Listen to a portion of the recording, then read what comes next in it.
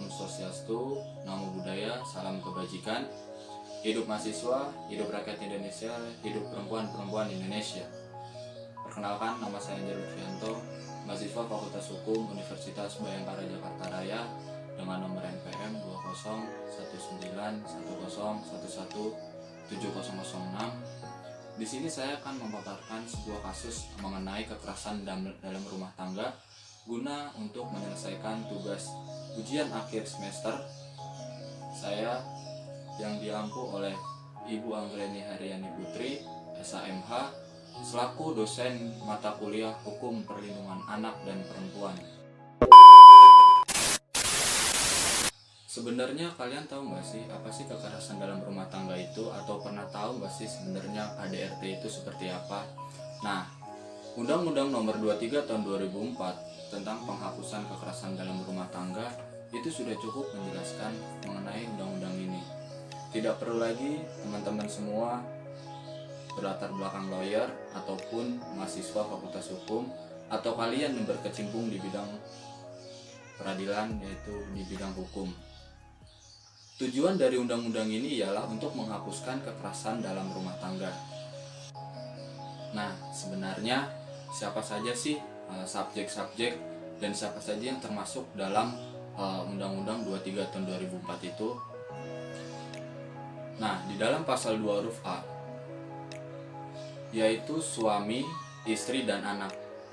Dan itu sudah merupakan hal yang wajib ya di dalam Undang-Undang 23 Tahun 2004. Nah, kemudian di Undang-Undang 23 Tahun 2004 pasal 2 huruf B, yaitu subjeknya adalah orang yang mempunyai hubungan keluarga dengan orang yang ada di dalam huruf A tadi.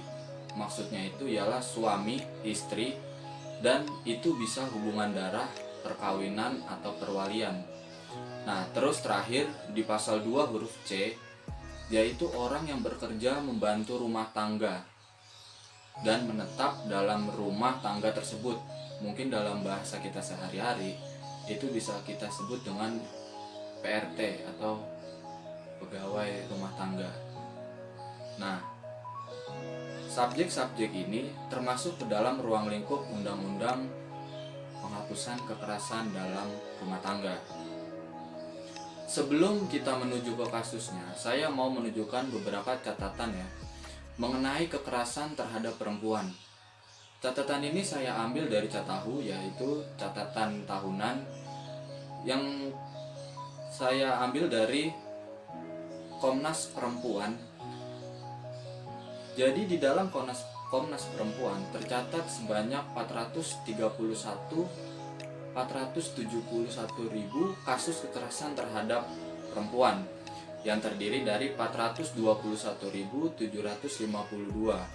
kasus bersumber dari data kasus atau perkara yang ditangani di pengadilan agama. Nah, kalian bisa ngebayangin dong berapa banyaknya kasus kekerasan terhadap perempuan. Kasus kekerasan terhadap perempuan itu bisa menjadi 4 kali lipatnya dari kapasitas stadion GBK. Nah, mungkin teman-teman yang sering ke Gelora atau yang sering ke Senayan pasti tahu kapasitas Gelora Bung Karno itu ialah 100.000. Nah, dan dalam kasus KDRT ini melonjak 4 kali lipatnya, yaitu 400.000 lebih. Di dalam Undang-Undang 23 tahun 2004 ada beberapa jenis kekerasan dalam rumah tangga, yaitu di sini saya akan menjelaskan ada 4 jenis kekerasan dalam rumah tangga. Yang pertama itu ada kekerasan fisik. Itu terdapat di pasal 5 huruf A. Nah, selanjutnya kekerasan fisik ini dijelaskan di pasal 6. Sebenarnya apa sih kekerasan fisik itu? Nah, kekerasan fisik itu ialah kekerasan yang mengakibatkan luka ringan maupun luka berat, atau yang paling parah yaitu mengakibatkan seseorang menjadi cacat.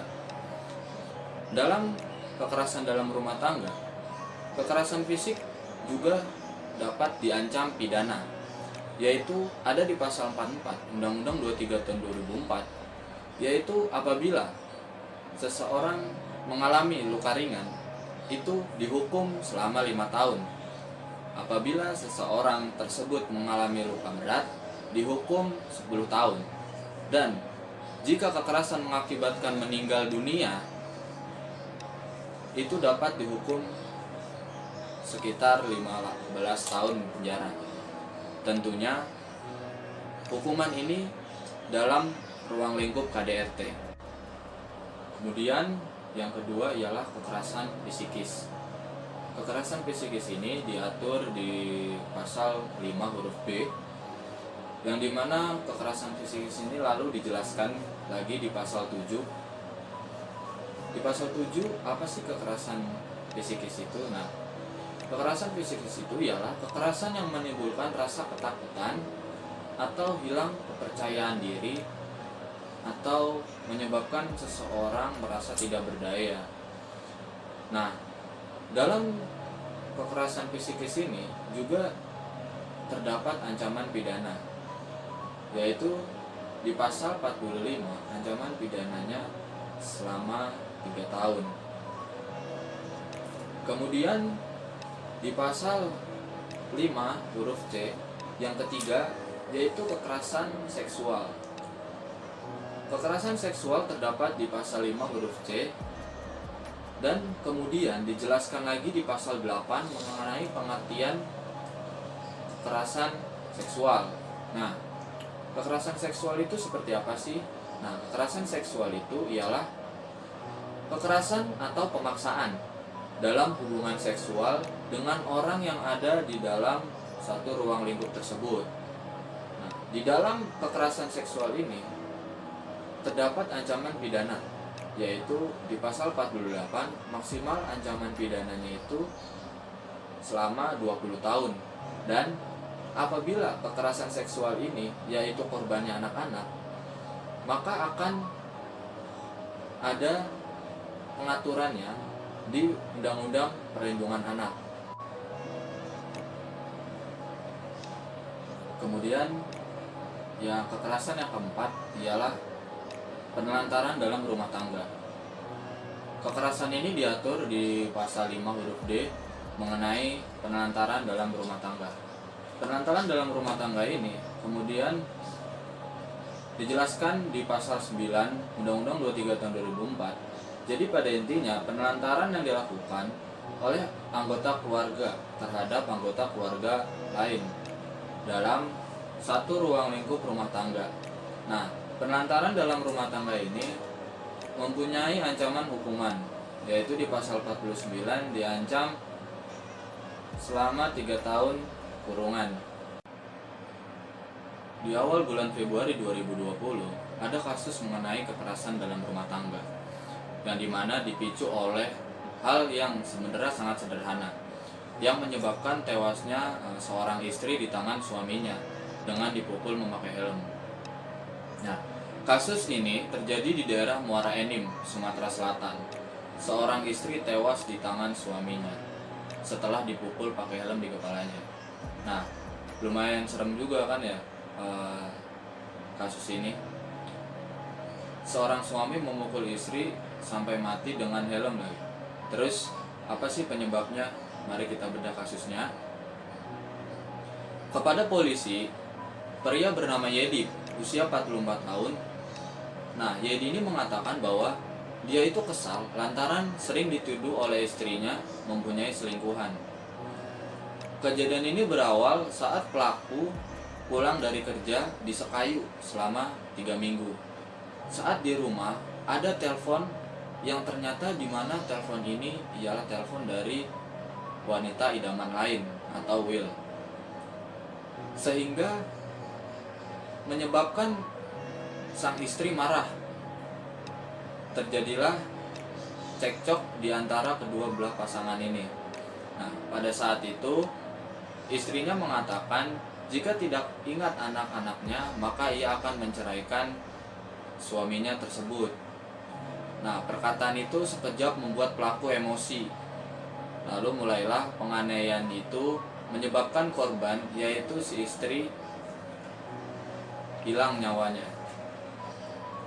Pada dasarnya, pelaku YD sudah menjelaskan kepada istri bahwa ia tidak memiliki hubungan apa-apa, namun sang istri tidak percaya, sehingga sang istri terus-menerus mencurigai bahwa pelaku ini mempunyai wanita idaman lain selain dirinya.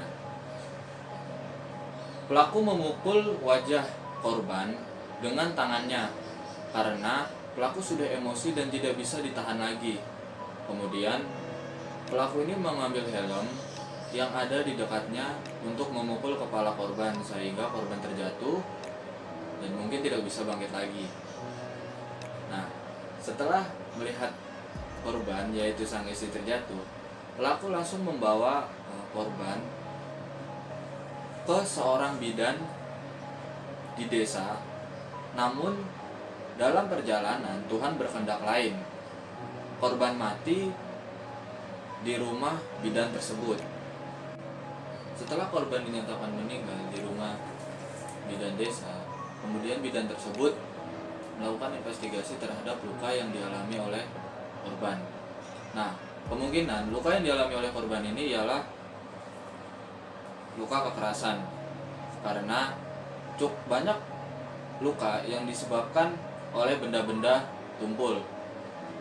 Kemudian bidan tersebut melaporkan hal ini kepada pihak kepolisian, dan benar saja pada saat di TKP pihak kepolisian telah mengamankan barang buktinya, yaitu berupa pakaian, selimut, dan cincin pelaku yang dikenakan saat memukul korban, dan helm yang diduga digunakan untuk memukul korban. Nah, dalam hal ini pelaku masuk kategori kekerasan dalam rumah tangga, yaitu masuk kekerasan fisik karena mengakibatkan sang istri meninggal dunia dengan dipukul menggunakan helm. Karena menyebabkan luka berat yang disertai meninggalnya korban, oleh karena itu pelaku dapat diancam pidana yaitu selama 15 tahun sesuai dengan pasal 44 ayat 3 Undang-Undang 23 tahun 2004. Nah, gimana teman-teman? Kasusnya cukup menarik, bukan? Kasus seperti ini masih banyak di Indonesia namun tidak diangkat ke permukaan, yang dimana penyebabnya yaitu wanita idaman lain, dan pihak yang paling banyak dirugikan akibat dari kekerasan dalam rumah tangga ini ialah pihak perempuan, karena perempuan dianggap lemah kepada kaum laki-laki. Nah, hal ini bisa menjadi pembelajaran buat teman-teman supaya bersikap jujur terhadap pasangan kita.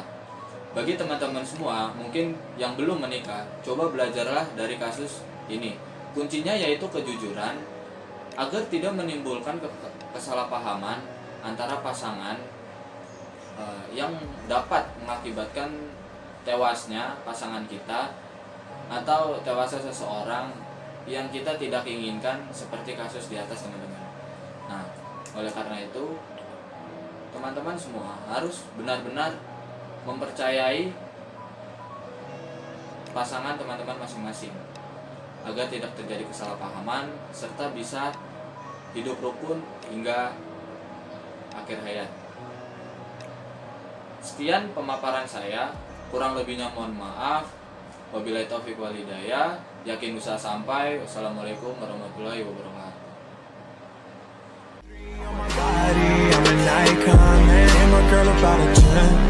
I should fuck her in the Benz.